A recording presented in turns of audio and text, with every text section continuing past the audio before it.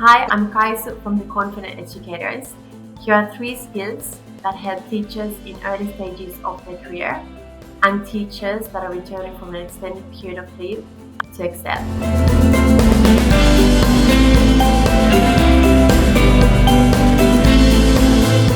First one is targeted formative assessment.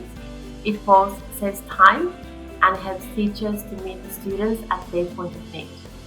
The other one is the science and art of planning, to make sure the really good use of data and programs and explicit teaching, and also leaving time for inquiry, discovery, conversations, and application while using really good content knowledge. And the third one is effective feedback. Feedback that is timely and meaningful and really help the teachers to meet the students and help them grow. Join us for our workshop to learn more about these and some other skills.